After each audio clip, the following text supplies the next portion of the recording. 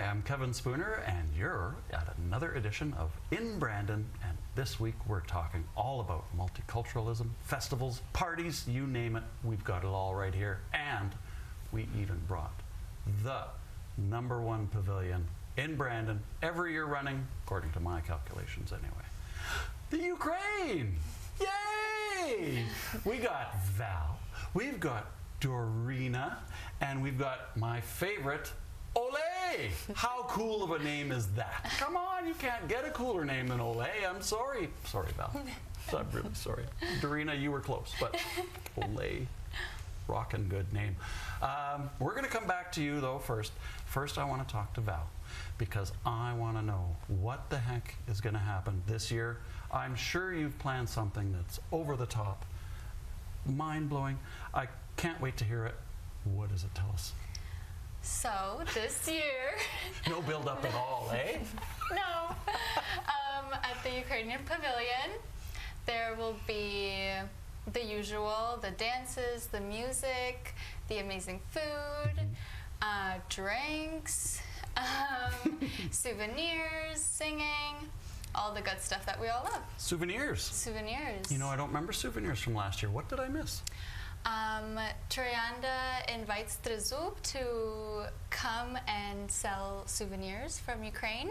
Really? Okay. Yes, so Trezub is the Ukrainian-Canadian Association, and it's nice knickknacks and traditional clothing. Sometimes they bring stuff like that. It sounds to me like a great way to support Ukraine. Come to the pavilion, pick up a souvenir, help everybody wins, right? Exactly. I like everybody winning, and but now, still not going to go to Ole yet. I know, we're saving the best for last. We're going to talk to Dorina, and I want to know, how did you get into this big event we like to call the Ukraine Pavilion?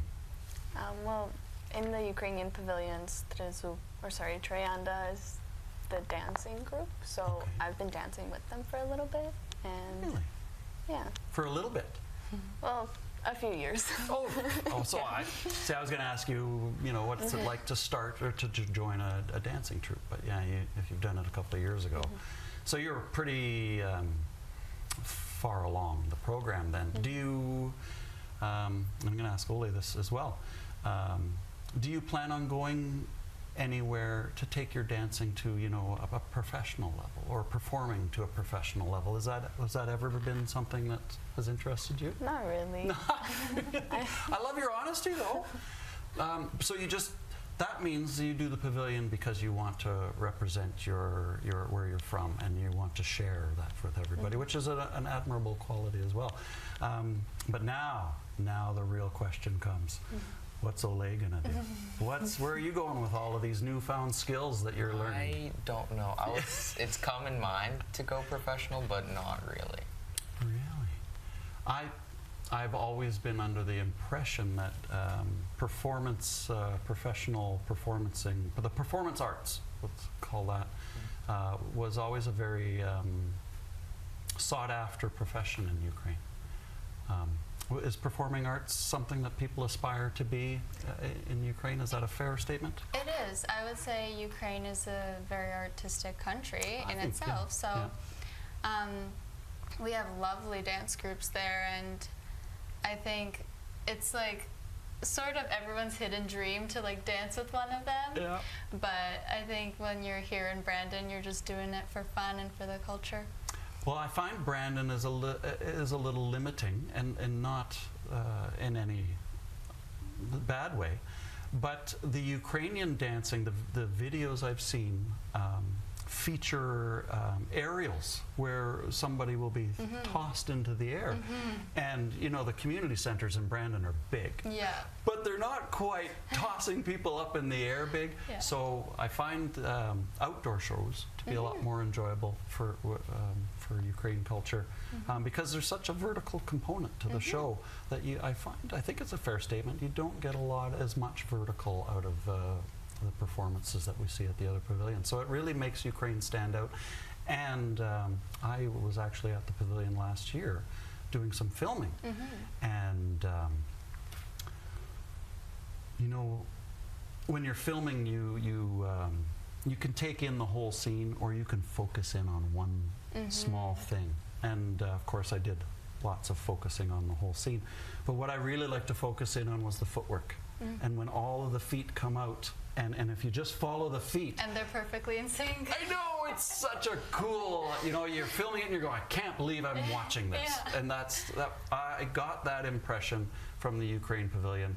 I think you guys really put your heart and soul into what you do.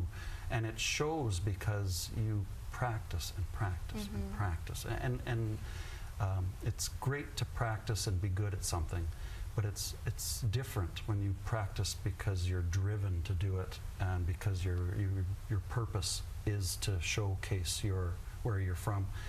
It's just my way of saying I can tell the extra effort that Ukraine puts on, and it's appreciated. Thank you. I'm so glad I got that out, because I never got to tell anybody my, the tracking the foot story, and how cool it looked.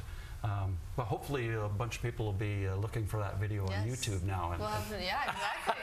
Promo. a little bit of promo, yeah. We didn't talk about where the pavilion is this year yet, did we? Yeah, so it is in the Ukrainian National Hall. Okay. It's 1133 Stickney Avenue. And I think we've had the pavilion there for most of our years now, majority of them. Yeah, sounds about right. And did you get the Thursday, Friday, Saturday? Yes, we did. Nice. All 3 days. Now, the question everybody wants to know, after party? Well, yeah. Per usual. Per usual. I like that answer. Well done. Okay, let's change the subject. What the heck is that thing? Right. So, I thought you might ask. I thought you would think I might ask. So this is a traditional Ukrainian rushnik. Schnick. Rushnik. Rushnik. Beautiful. Well, let's not get crazy. So it resembles a table runner, a lot would say. But this one that I brought is traditionally for weddings. Oh, okay. So it's And- extra fancy. Yeah. So I've seen people at weddings step on them, tie them around their hands. There's lots of meaning to it. And they get passed down in families, so. Oh, so it has a bit of an heirloom quality to it as well. Yeah. Is this tied to you in any way? It is. One of my relatives, I don't remember who, gave this to me for the future someday. Nice. And do you, is it passé, is it antique, or will you actually incorporate this into your life? I think it's incorporated, and I would incorporate it. Yeah, so this is something that's going to follow you around. Oh, isn't that interesting? Yeah. So even though we don't know where it came from, Exactly. we have plans for it. Yeah. Awesome. Yeah. Okay, now I'd like to talk, because we're getting into the fabric side of the equation here.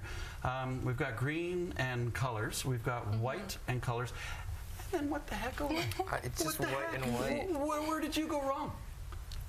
It's the only one I found. The other one you found. Boys aren't? Do they have to earn their colors? Is that the I problem? don't know.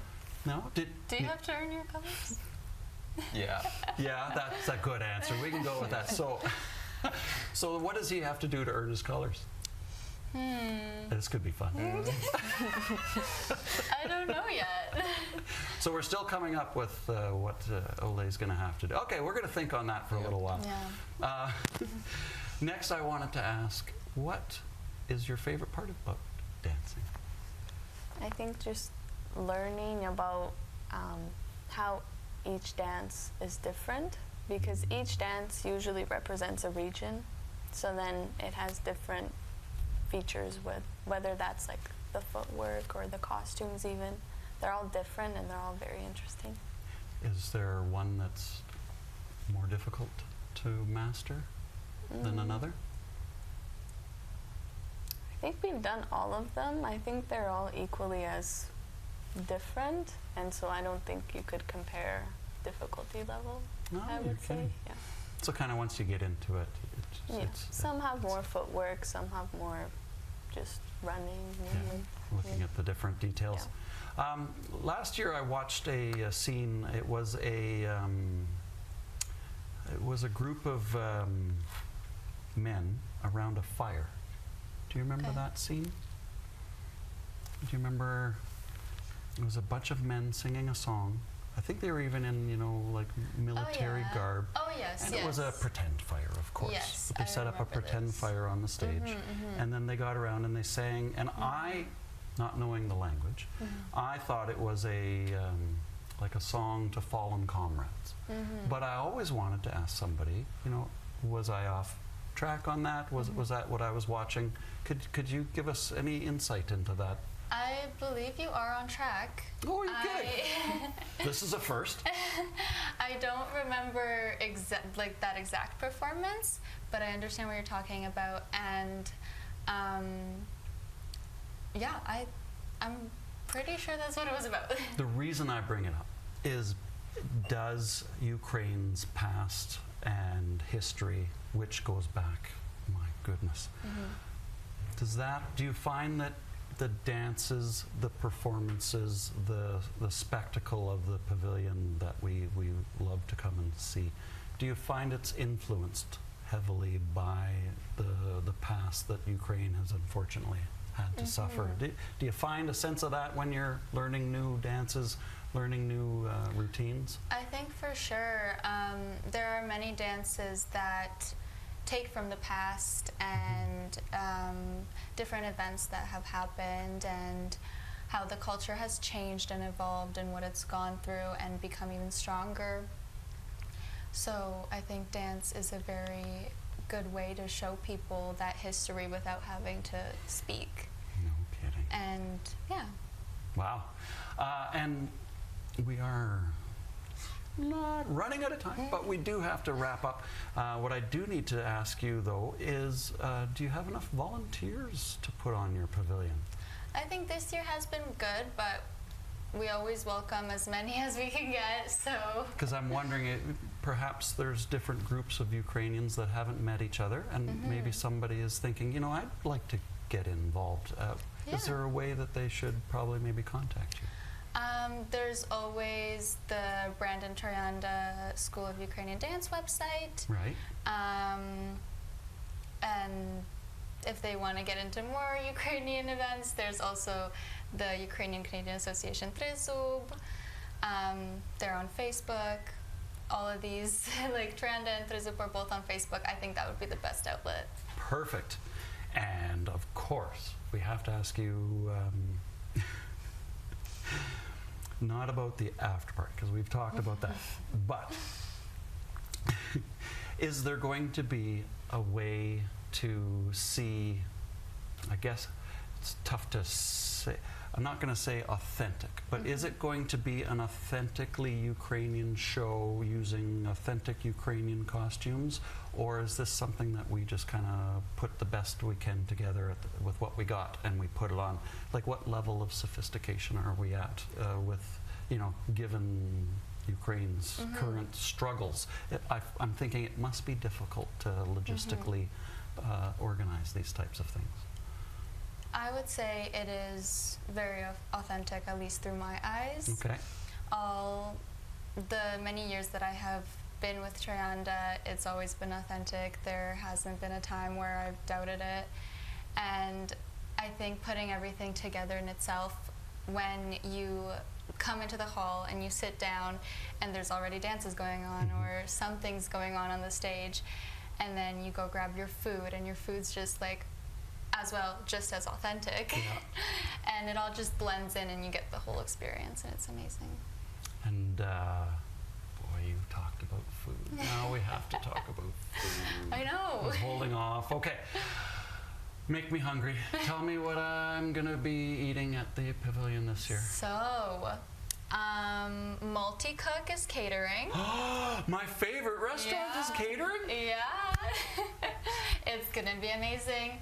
They're having their amazing pierogies, cabbage rolls, I think borscht. Of course, borscht. Yeah. And then some new things that might not be as common are banderki. Say again. Banderiki. Banderiki. Yeah. Amazing. No way. Banderiki. So they're like crepes filled with sauerkraut. So good. And then there's dessert, which is another crepe filled with poppy seeds and sour cherries. Again, it's so good. Never even heard of such a thing. It's amazing. Yeah. And then another new one is dumplings. No way. So there are different fillings, but I think the most popular one is pork. Right. And you also eat that with sour cream, obviously. Of course. Obviously. So yeah, that's some stuff to look forward to. Neat. Wow. Okay. We know where it is. We know when it is.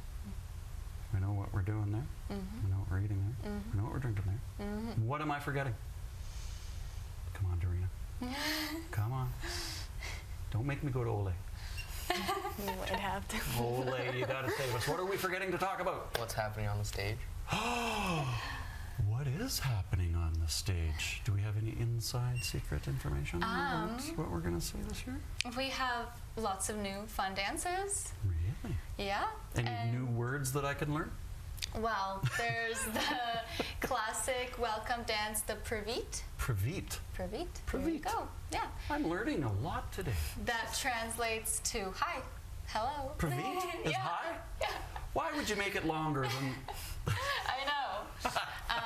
But yeah, that's how we welcome you to the show.